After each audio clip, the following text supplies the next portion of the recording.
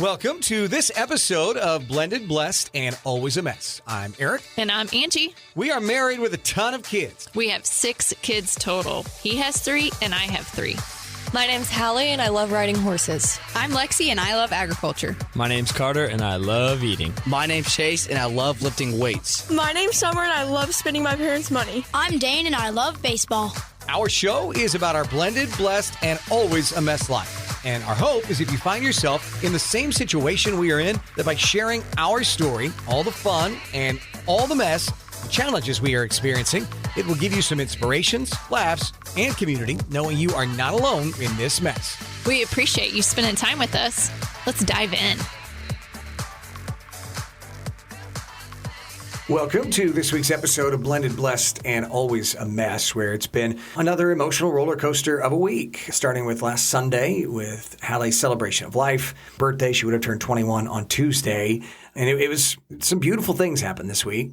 Yeah, the celebration of life, which, we'll do a podcast on that and her birthday and how we honored her because it was incredibly special. I went to bed the night of her celebration of life with my heart and soul less empty. So I feel like that was a success. I know you felt this, but I felt Hallie the whole day.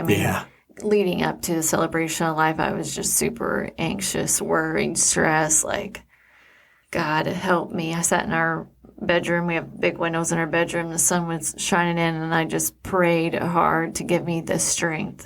God and Hallie, give me the strength to be present through the day and really, truly honor her. This is going to be a hard episode. Yeah, you did. You did a great job. And I felt her the whole day, and I just truly felt like she was saying, that's my mom. I'm so proud of you. You go, Mom. And her family. Like, I just truly felt that she was there with us and was just so proud of everybody. Saying, look at their faith, look at how they're showing up, look how strong they are. But as much as I feel like the natural topic of the podcast should be about that and about her birthday, it just doesn't feel authentic to dive into that because this week I am fighting the anger. So that's what we're going to talk about. Yeah. The anger part of losing someone that you love. Yeah. We're both fighting the anger part this week because what's happened now is like we've checked all the boxes that you go through losing someone that you love. We didn't have a funeral. We had a celebration of life. We've missed Christmas now. We've missed a birthday. It's very, very difficult. And so those boxes are checked. And so for the rest of the real world, it's back to normal, right? But here we are, 7, almost 8 weeks into this, and it's not normal for us. And there's a lot of anger. I had counseling earlier this week, and that was one of the main topics that I touched on with my counselor was I'm so angry. Like I don't even know how to describe the anger that I'm feeling.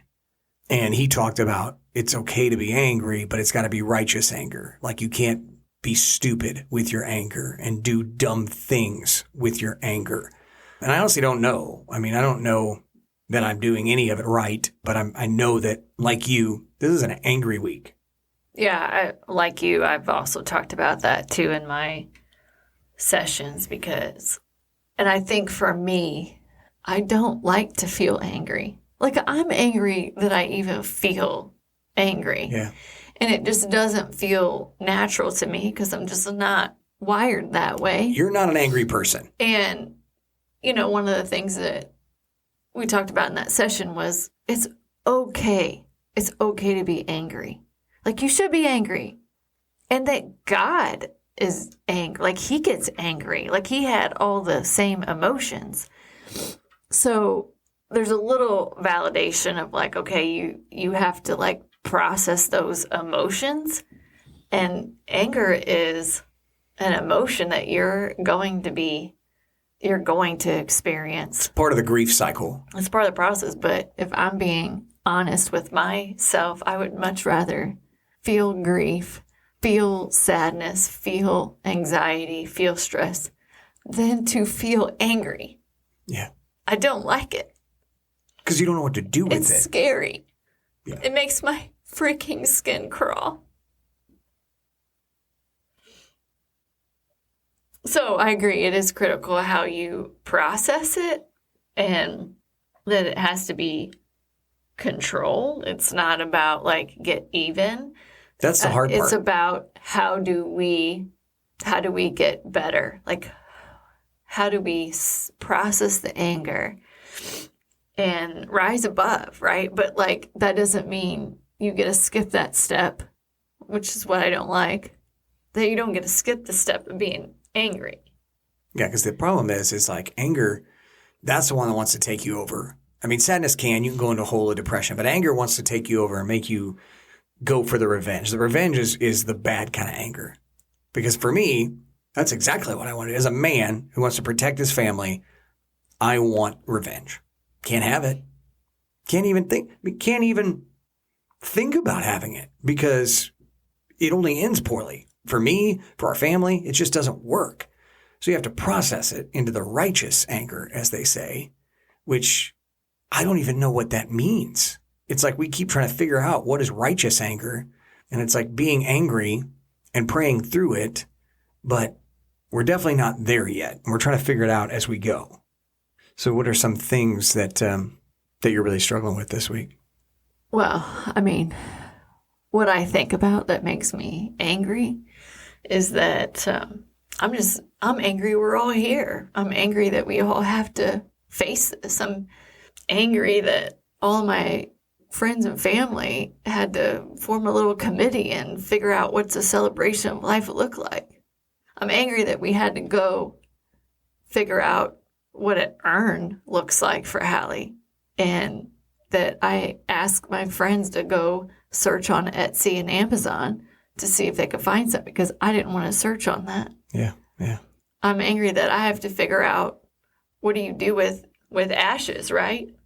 I'm angry that I had to write letters to the organ recipients. Like I have, that we all had to go through that process of learning, although it's incredibly beautiful. This is the painful beauty part, right? Yes. There's beautiful things happening, but it sucks and we're pissed off about it. Angry that the rest of my life I have to live with this emptiness.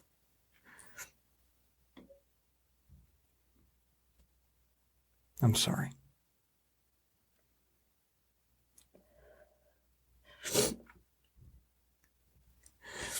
I'm angry that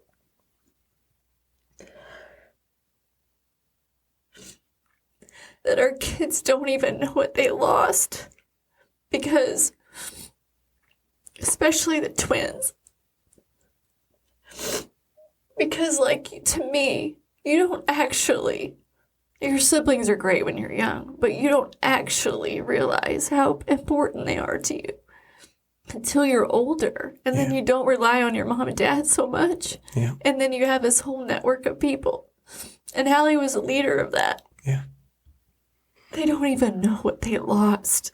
No, I mean, that's why this is such a long process. And I think that's part of the anger part as well, is that this is not going to end anytime soon for us. Like Angie just said, for her, every day she wakes up feeling empty. And as we talk to other moms, that's just life from now on, 10 years, 20 years down the line. I wake up and it's just something doesn't feel right. And it's the fact that I can't send Hallie a text, that she's not coming through the door and giving me a hug. It doesn't work. So that's what death, and in this situation, a death that was so avoidable and tragic, is just filling us with anger. And I mean, I can sense it, feel it coming off Angie, because she's not an angry person. Okay. Just the happiest, kindest person I've ever met. So this is a new emotion. I think probably for her, she's been angry obviously in the past, but not to levels like this. I've never been angry like this.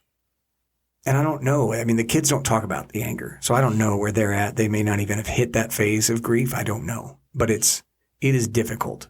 Let's just put it that way. It is super difficult. And you can tell by Angie's voice. And I'm trying to give her time to compose herself, because this is again, we would rather talk about how beautiful the celebration of life was. But this week has been filled with anger. Well, and the reason why we're talking about anger and what really set it off today is opening the envelope with Hallie's death certificate in it.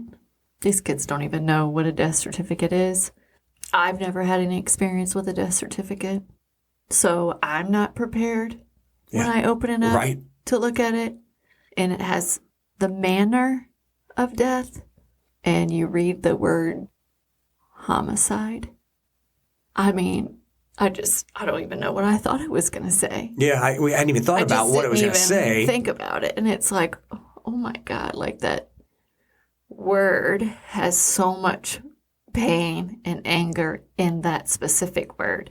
So much so that I'm like, what does that mean? And it simply means that one person was killed by another person. That's it. That's what it means. That's what it means.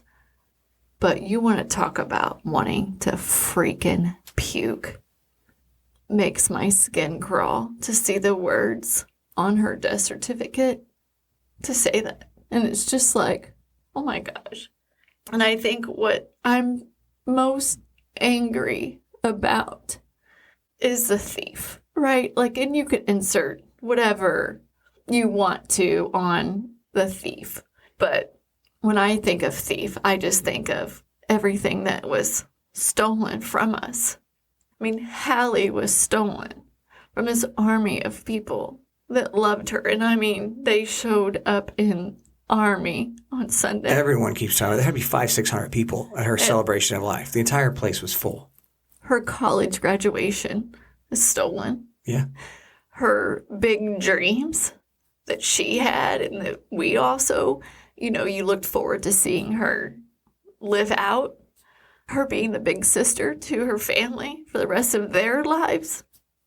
Let's think about that for a second. As you tried to say a minute ago. That's what I mean. Like people, our kids don't even understand what they've lost because at some point, the natural progression of things would be that Angie and I would pass one day and Hallie would then take care of her. She would still lead our family, the brothers and sisters and all the grandkids and all of that. That would be her role. That's been stolen from us. It's reordered our livelihoods and the kids' lives, and they haven't even realized that part. Like her career promotions that you would get to celebrate with her. She was going to receive her very first promotion. Like, that's a big freaking deal in January. So all of that excitement and just different levels you can achieve. Her ability for her dad to walk her down the aisle one day. Ability to become a mom of her own. Ability for me to be her Gigi to her kids. She had programmed in my car. Yeah. Gigi. Hi, Gigi. So that's still in there, but that's what everybody was going to call me when they had their grandkids. Her ability to be a grandma at some point.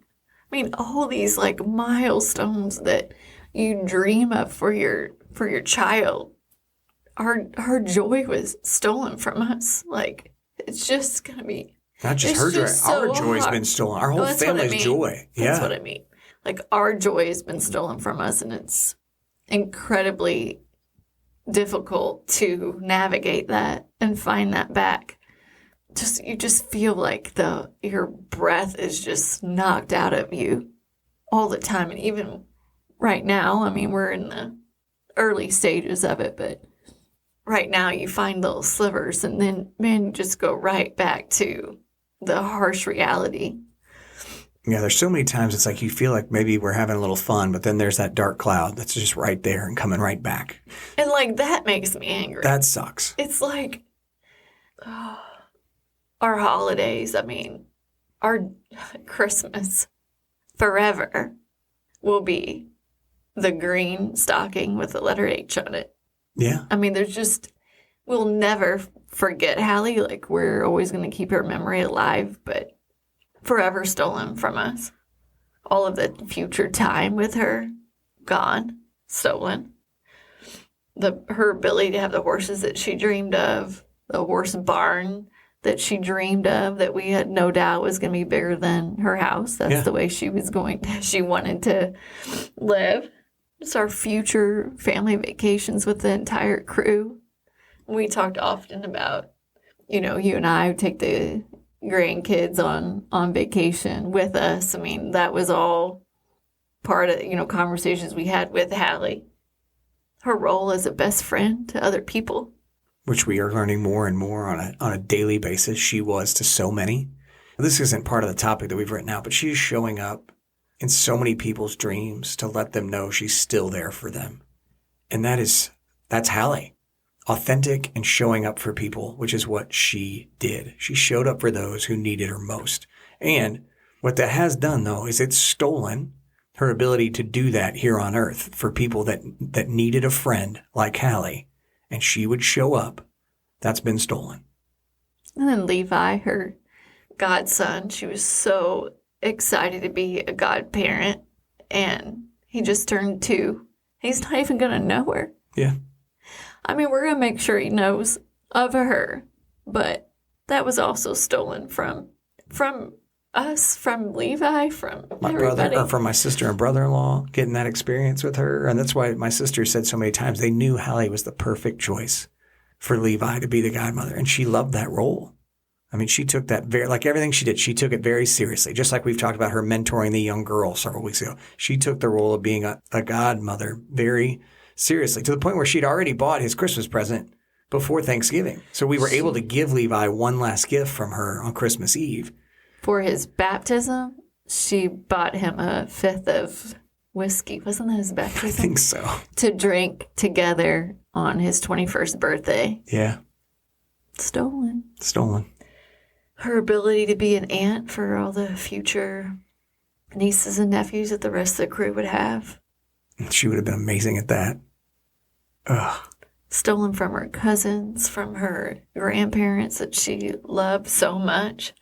And your mom and dad, they're hurting just as much as you are. So hard. I mean, so hard. It's just a piece of my soul stolen from us, from me, piece of my heart, my child. That's the hardest part. Is my child, piece of my soul, is taken. Her life. Taken. Stolen.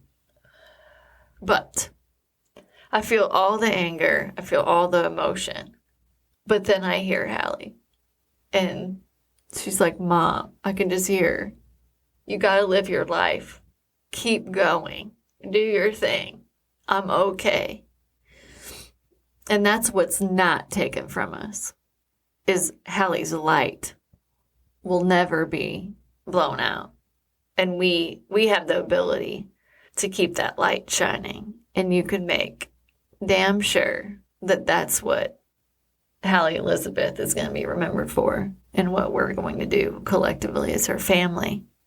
So she's remembered for the true gift that she was from God. And that's what is the purpose from the pain and from the anger, and how we have to work through the anger is to focus on that light, process those feelings. But how do we take that and make sure that not just you and me, but our kids and her family members, cousins, Levi, everybody shines that light in her honor? Because I think we're seeing it. We saw it at the celebration of life, how much light she brought, and the stories that people have shared, and the cards that they wrote and filled out for her. And so that we shine the light when we get the scholarship at Mizzou going. And we shine the light when we help other kids learn how to ride horses. And we shine the light when we show up for those kids that are having a bad day. Because as we keep learning, Hallie was doing that for kids at Mizzou and at work. She showed up for kids that needed her. And in this world we live in now, so many kids need somebody on a daily basis. And so we show up for people. And we keep talking to our kids about, you got to show up. Show up like your sister would. And they're trying. Yeah, part of shining that light, and like I imagine shining the light, it's like really, really bright, and there's amazing things that we can do. On the flip side, shining the light also means shining it on darkness. And Hallie was good at that. And she didn't stand for injustice. I'm going to learn how to shine that light in darkness, and whether that's around gun safety, I'm just getting started with that, or it's other darkness that's lurking out there. We can also shine the light in those areas as well. I think it's even, as you said, other areas. We talked about the podcast that almost never aired about narcissism. I mean, that's something that you and I both dealt with in life. It's something that Hallie's had to deal with in life, and we're going to shine a light on that for a lot of people too, because that's a silent killer in our world today. And that's not going to be a topic that we let go by on the podcast if you just started listening or if you've been listening for a while. It's going to be shine light in a lot of areas to bring darkness, light, the way that Jesus would, the way that Hallie would with her authenticity. And I said this at her celebration of life. Jesus was hung on a cross because he was so authentic and called people out for injustice. Hallie did the same thing. As uncomfortable as it is, because I will say a lot of that part is uncomfortable for me. But as I'm also learning, Jesus was a truth teller. And there's nothing wrong with telling the truth. Yeah. And that's an area of growth for me for 2023 is to not shy away from the uncomfortableness of telling the truth. Because that was Hallie, and she shined her light so many ways like that. And again, one of my things that I'm trying to do this year because I need it. I should have done it a long time ago, but I'm trying to read my Bible more. I want to read my entire New Testament. I tried last year. I only got a few chapters in. I'm already almost to where I was last year in my Bible. And I'm just saying that because I need a grounding source. It's part of how I'm trying to deal with the anger. Let me dive into the Word. And when you dive into it, everybody wants to talk. You think about Talladega Nights, Ricky Bobby, where he wants to pray to the 8-pound baby Jesus because he likes the baby Jesus the best.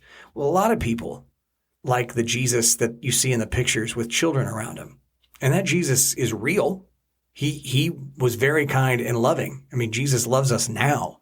But a big part of the Bible is Jesus being very real and wanting people to repent of their sins and to turn from the way they behaved and to come to God. And so, yeah, when we shine a light, that's how we look back and see what Hallie was doing. That's how we want to start to live our lives too. And that's to shine light on injustices that are happening throughout our communities.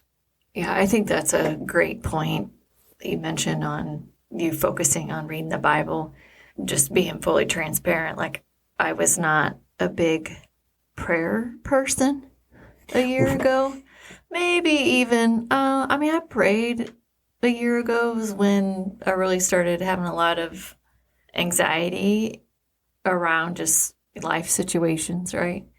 And so I really started focusing on praying. But I have literally prayed so much in the last 7 weeks. And I do feel like that's the way to work through the anger. Being angry, like we've shared, is not a sin. No.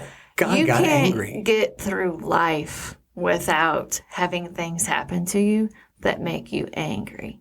What matters is how you process that anger. And for me, and I mean, you agree, that's why you turn to the Bible. For me, drawing closer to God and praying to God to help me work through the anger is how I'm going to focus on getting through it. I pray all the time. I'm not good at it. I suck. But most of the time it's like, I'm more begging. I'm not really asking. I'm begging. Please help me work through this. Because I also know bottling it up and not dealing with it is just as bad. So you have to process it. And I don't know how to do that. I know who to turn to. That's the start. That makes me so proud of you. That makes me so proud of you because I've watched you grow in your faith in the last 3.5 years, and I've watched you start to learn how to pray, and that's a process. I don't know that I'll ever forget this. On Christmas Day this year, your mom said to me after I prayed before we ate, she said, "You pray beautiful prayers." And that's one of the nicest compliments anyone's ever given me. You do. He's really good at it, But I wasn't good at it. Like once upon a time, I was where you are now is where I'm going with it. Like I didn't always know how to pray. It's probably taken me 4, 5, 6, 7, 10 years to learn how to pray this way. Yeah, let's just do a little example. Okay, we're going to make it funny at the end of me venting about my anger. Whatever she's wanting to do right now, I have no idea what's happening. So this is truly off the cuff. There's no notes on this. You give an example of how you pray, and then I'll give an example of how I pray. I'm gonna embrace the awkwardness. Okay, well, this is amazing. But you continue to grow, even in just your being uncomfortable. If you're listening, do not make fun of me. You want to go first? Nope. Okay. No, because I'm going to steal some of your ideas. Okay. Here's how, over the years, I've adjusted my How would prayer you pray style. about anger? Let's go there. Okay. Dear God, I come to you tonight because I'm struggling with anger, and it's scary, and I don't like it. Like, it makes me want to do things I don't want to do. It makes me feel ways that I want to be vengeful, and that's not okay. It's not okay. I know that's not okay. But I'm also struggling because it hurts so bad, and I'm in pain. I'm in legitimate pain, and I'm in pain watching my wife be in pain and my kids be in pain, and it's terrible. It sucks. And so I'm asking you to help me. I don't know what that means, and I don't know how you help me, but I just know that I'm trying to give my anger to you, and I'm asking you, please, God, can you help me work through the anger and find some kind of acceptance, some kind of way that I can honor you, honor Hallie, honor my wife and my kids? Can you please help my wife and my kids to find ways to handle their anger that is healthy as well? Because none of us know what to do with it. It's frustrating. And sometimes I'm angry at you, God. I am. And you know that. And I wish you would just talk back. It would make this all easier. But I give my anger to you. I do love you, Lord. And I just pray that you would help me and our family, and especially my wife. It's in your name I pray. Amen. Good job. But I really just ramble about what I'm feeling. Okay, but here's what I would say. God, I am so pissed off. And I hate feeling this way. So I need you to help me. And Hallie, you know me. You need to help your mom. Because I'm so mad that you're not here. Just both of you help me. That's it. That's usually how my prayers sound. I'm more begging for help. That's a beautiful prayer, honey. I know, but it's like there's not a lot of words. That's I okay. Pretty simple, like I'm really pissed off. I'm hurting, and I just want you to help me. Okay. And I don't even know what to ask for. It's more of just like, please help me. That is what I've been saying over and over. I said it this summer when I was worried. Okay, I'd just be really honest with you. I thought that was beautiful, and I think that your prayer style is exactly the same as mine. I'm asking for help too. I'm just in life. I'm a rambler, and you're a to-the-point person, okay? And so your prayer is the same. You're just to the point, and I'm a rambler, okay? So He that's probably what I'm likes saying. my prayer better. Yeah, because he's like, I got a lot of things going on. Angie, right to the point. Speed it up. Love it. Over here, he's like, come on, Bremer. I'm tired of hearing you talk. Been doing this forever. What's the Jim Carrey movie? I always think about this. Oh, with Morgan Freeman? Yes. There's two of them. So Bruce Almighty. Yeah, Bruce Almighty. The second one's Evan Almighty with Steve Carell. He's just like, all the prayers are coming in. He just wants to hurry and respond to all of them. Yeah. That makes sense. Well, that was beautiful. And so for anyone listening that doesn't know how to pray, I didn't know how to pray. I sometimes think I don't know how to pray. Angie's learning how to pray, and you can learn how to pray. You just start talking to God. Whatever comes out, he's listening. And he's there for you every day. That I would say. God is always showing up every day, waiting for you to let him in. That's all I got. Just have to ask. Just have to ask. And be patient. I will tell you that I feel less angry in the last 5 minutes than I did when we started. And I'm going to assume it's because we prayed. My heart was very... Well, we identified our emotions. Yeah. We acknowledged where they were coming from. We talked about it, and then we prayed about it and turned it over to God. I just want you to know how much my heart opens for you and loves. I mean, I love you so much all the time, but the way that it opens for you to see you, and I don't know, open doesn't even feel like the right word. It seems dumb. Rambling. I'm not rambling. I just can't find the word. My heart is so moved for you and by you in the way you're learning how to pray. Like that makes me love you in a more emotional way than I already thought that I did. It makes me very proud of you, and you did a good job. Thank you. That is it for this week's episode of Blended, Blessed, and Always a Mess. We do appreciate you guys reaching out. It really does mean a lot. It gives us a sense that Hallie is still helping us to shine her light when we hear from you. So thank you. We'll talk to you next week. God bless. Thank you for listening to Blended, Blessed, and Always a Mess. Follow us on Facebook, Instagram, and at blendedblessedalwaysamess.com. Reach out to us on any of our social channels. We would love to hear from you. Have a great week.